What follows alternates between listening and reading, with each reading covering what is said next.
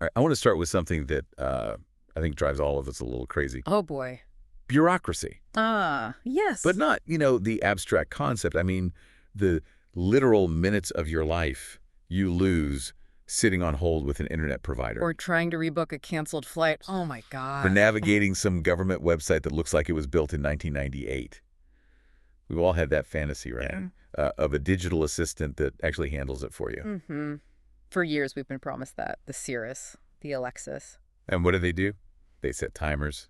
They Yeah. play music. They completely fail to actually do anything meaningful in the real world. Well, because there's a massive architectural difference between, say, retrieving information and actually executing a complex workflow. They're two different worlds. Right.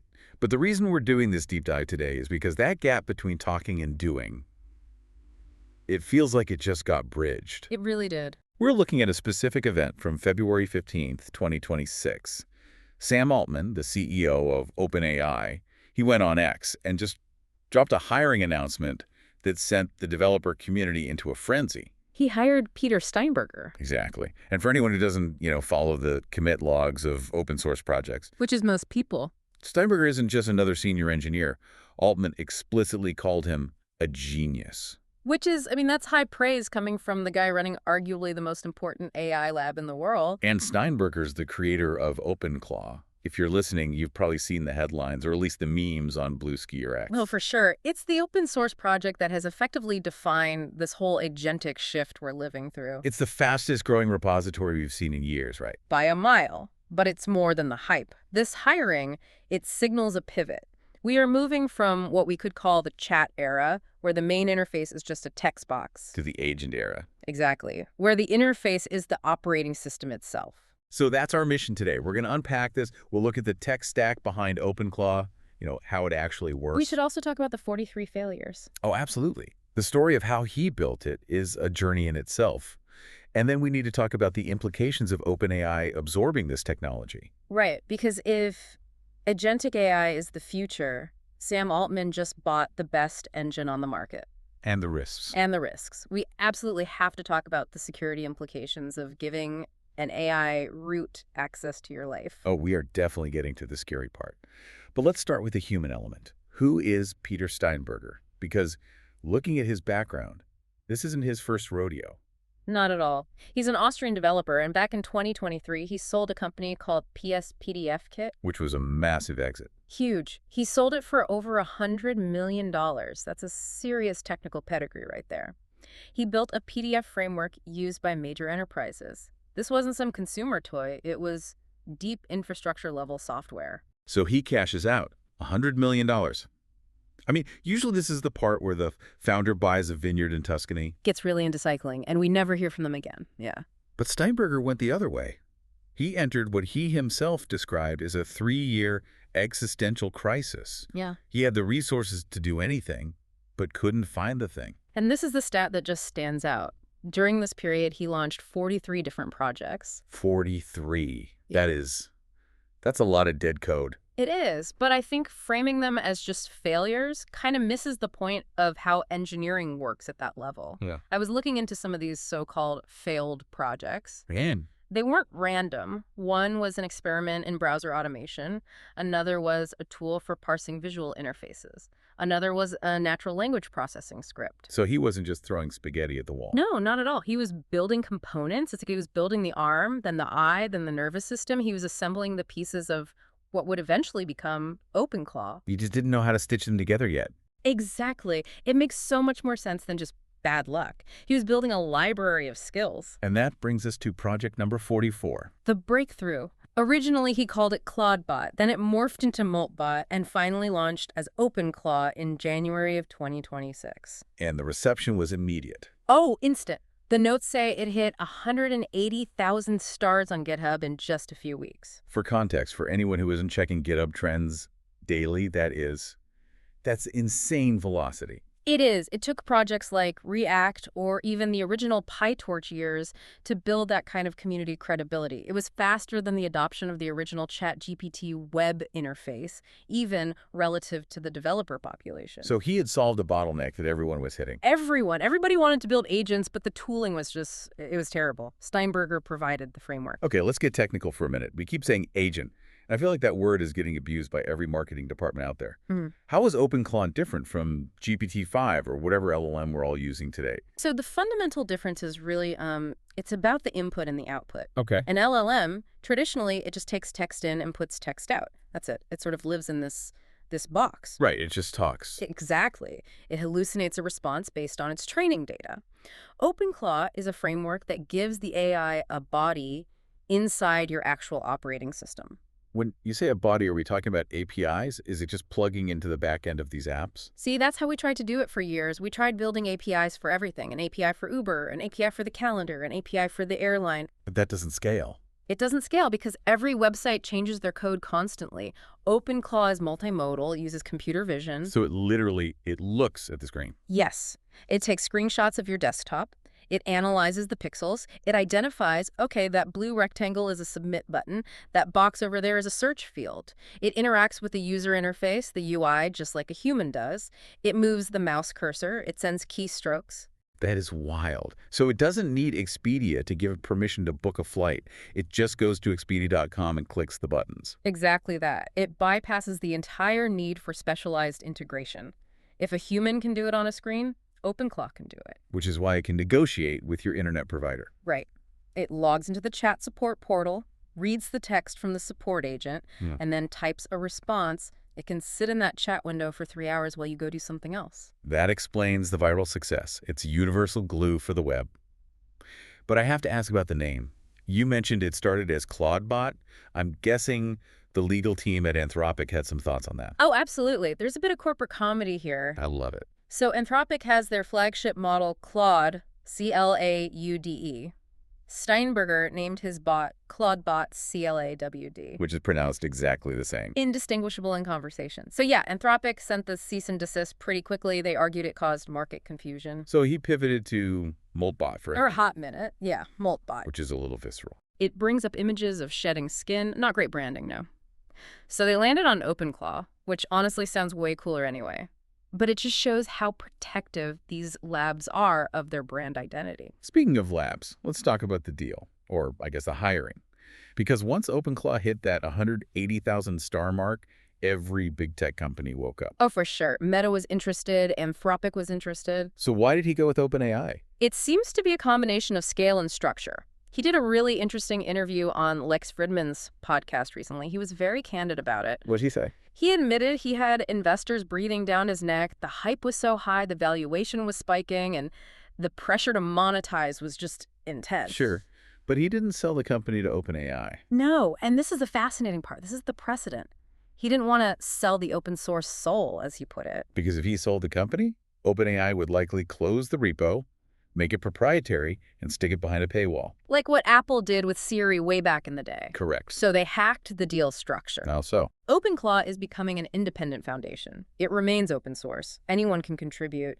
OpenAI is just providing sponsorship, so funding, compute resources, probably early access to models. Is Steinberger himself? Steinberger, the human, is becoming an employee of OpenAI to lead their internal personal agents team. Wow.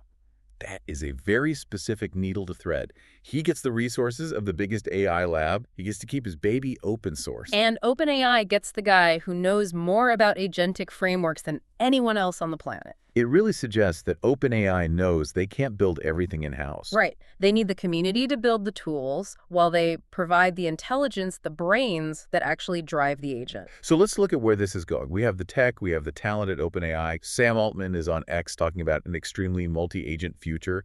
What does that actually look like? Because right now, my experience with agents is mostly just chatbots that get confused if I ask two things at once. And the multi-agent concept is the solution to that confusion.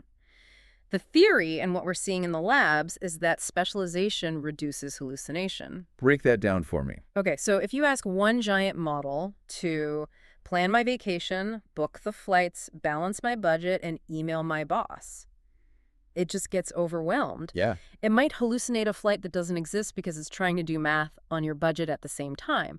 But in a multi-agent system, you have a travel agent bot. It only knows travel. You have a CFO bot that only handles money. You have a secretary bot. And they talk to each other. Yes. The travel bot finds a flight, and it pings the CFO bot. Can we afford this?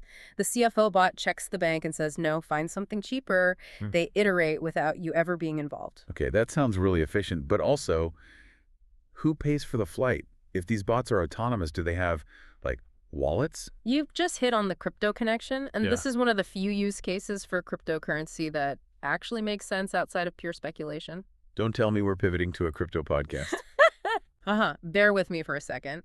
If an agent needs to buy a service from another agent, say, your travel bot needs to pay a specialized visa processing bot $5 to check entry requirements, it can't use a credit card. Why not? KYC.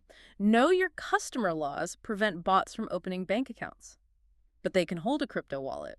So the tokens, I saw something about a slot token launching on Base. These aren't just meme coins. Potentially, no. They could be utility tokens from machine-to-machine commerce. The ecosystem is launching these tokens so agents can transact instantly, globally, and without a bank's permission. It's like creating a Twitter for AIs, but instead of just talking, they're trading services and value. That's a legitimate economy operating entirely in the background. Wow. But let's bring it back to productivity. The outline mentioned some pretty heavy stats from Gartner and Nature. Yeah, the Gartner prediction from 2025 is the big headline grabber. By 2030, 30% of administrative tasks will be handled by agents like OpenClaw. 30% seems.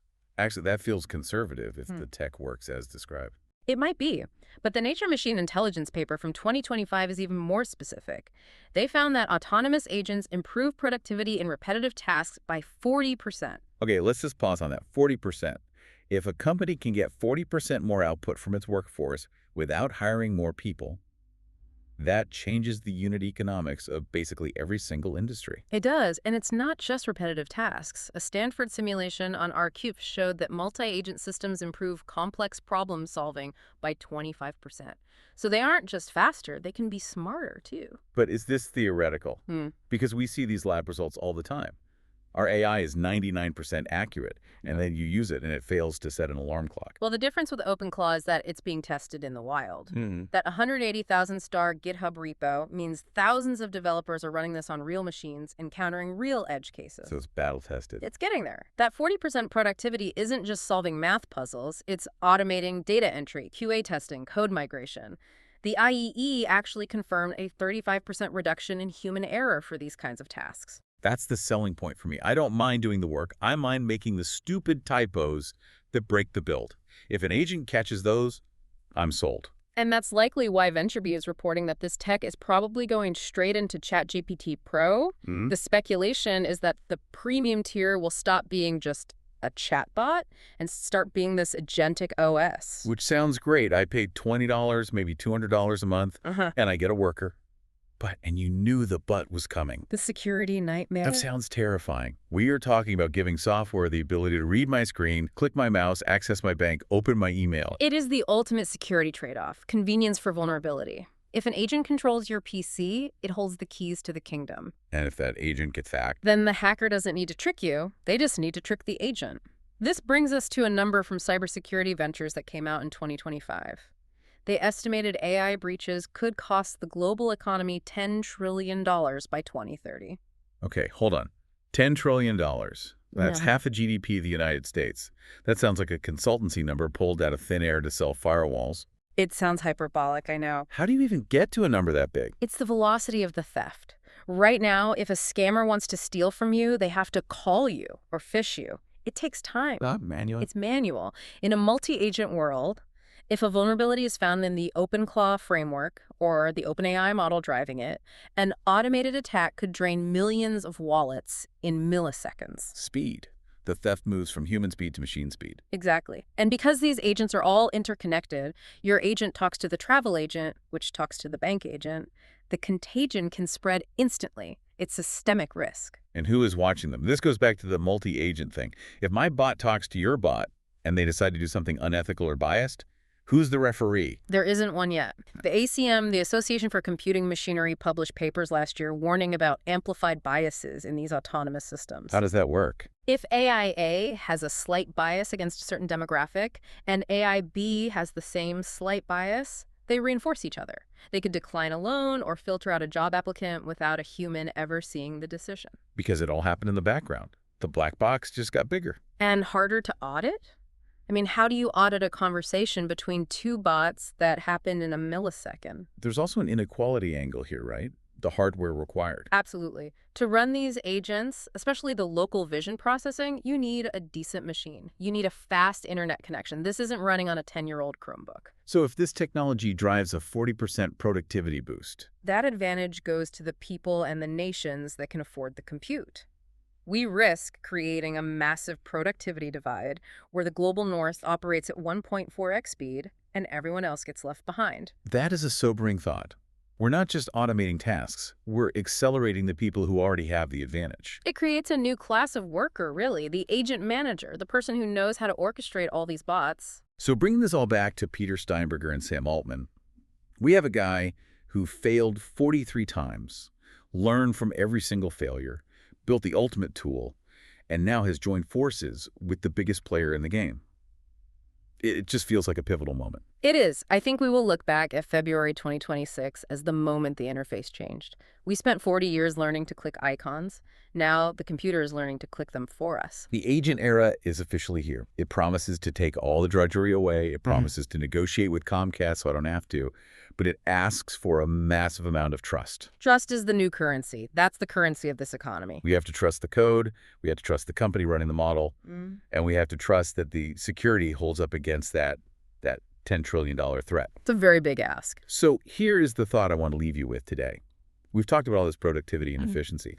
But if OpenAI, through OpenClaw, effectively becomes the layer that sits between you and your computer, if they control the agent that clicks all the buttons, do you really control your operating system anymore? Or have we just handed over the steering wheel to Sam Altman, hoping he drives us somewhere nice? That is the question every listener needs to answer for themselves before they install that next update. Thanks for listening to The Deep Dive. We'll be back next time to see if the agents have taken over yet. Get you then.